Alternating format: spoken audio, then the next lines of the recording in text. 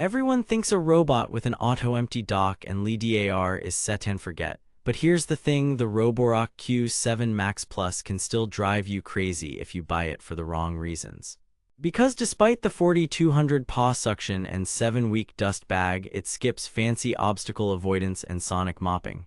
That sounds like a downgrade until you see what it does consistently well. I spent 3 weeks running this through daily messes in a 2-story 1800 SQFT home with a shedding dog and 2 kids. I mapped, remapped, spilled rice, tracked in sand, and yes, fed it a sock. What I discovered completely changed how I think about mid-range robot vacuums. Before we dive into what I discovered, quick heads up. If you're already eyeing the Q7 Max Plus and want the best current price, I've got the link below.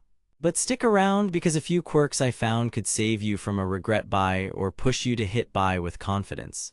I needed a break from daily crumb patrol. Breakfast cereal landmines under the bar stools, dog hair tumbleweeds by the sofa, and that fine dust that makes hardwood look dull.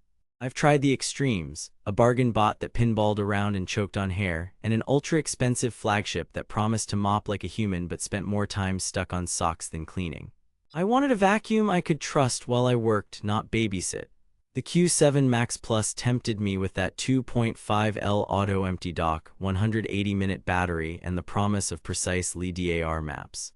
But I was skeptical. No AI obstacle avoidance, no vibrating or self-washing mop, and at around $229.99 on Amazon with a 4-star rating, was this just clever marketing?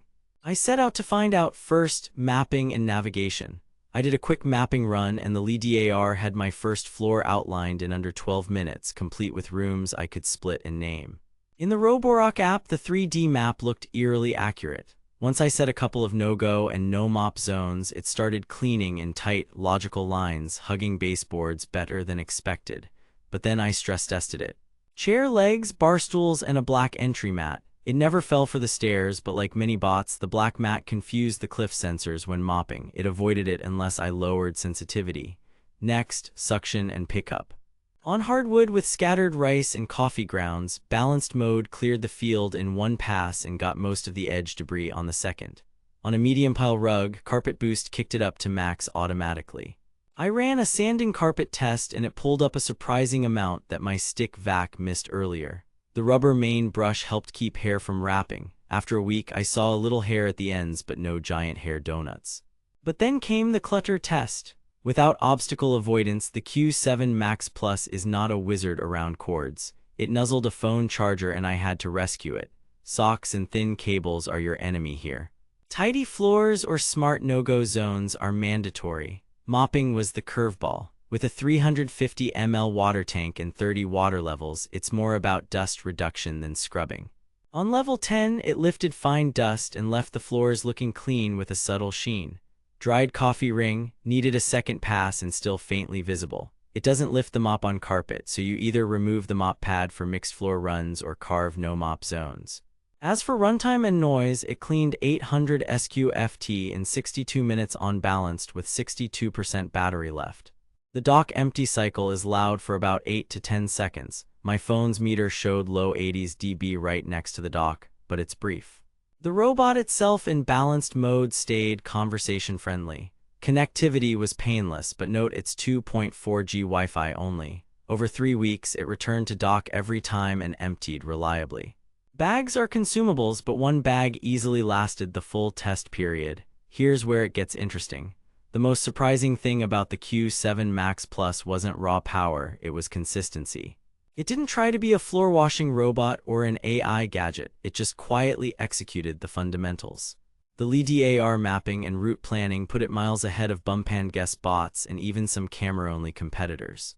Compared to the Roomba i3 Plus I used before, the Q7 Max Plus gave me room-by-room control, precise no-go zones, and mopping, all while avoiding that random pinball behavior. Versus the Roborock Q5 Plus, you're getting the same dependable navigation but with the option to mop for fine dust. Versus pricier options like Q Revo or S7 Max v S8 lines, yes, you lose obstacle avoidance, mop lifting, and self-washing docks, but you also avoid 2 to 3 times the price. I put in about 20 full runs, plus targeted spot cleans and mixed schedules. The result? Fewer stuck incidents than I expected after I set no-go zones around cable nests, better carpet boost than I anticipated, and floors that actually look maintained day to day.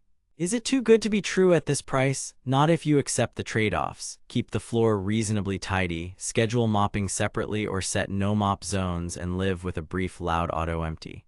Do that and it punches way above its class. Now that you know the Q7 Max Plus thrives on consistency and smart mapping rather than flashy gimmicks, the next step is simple. Get it while the price is competitive and stock is steady. Check the link in the description for the best current deal and any bundle bag discounts. Bottom line, the Roborock Q7 Max Plus is a workhorse with a brain. Buy it if you want dependable LiDAR navigation, solid 4200 PA suction, real room control, and a 2.5L auto-empty dock that buys you up to 7 weeks of hands-off cleaning. Great for busy families, pet owners, and mixed hard floor plus area rug homes. Skip it if your floors are cord chaos, you want true scrub-level mopping, or you need obstacle avoidance. If you can play to its strengths, this isn't the flashiest robot in the lineup. It's the one that actually shows up and gets the job done.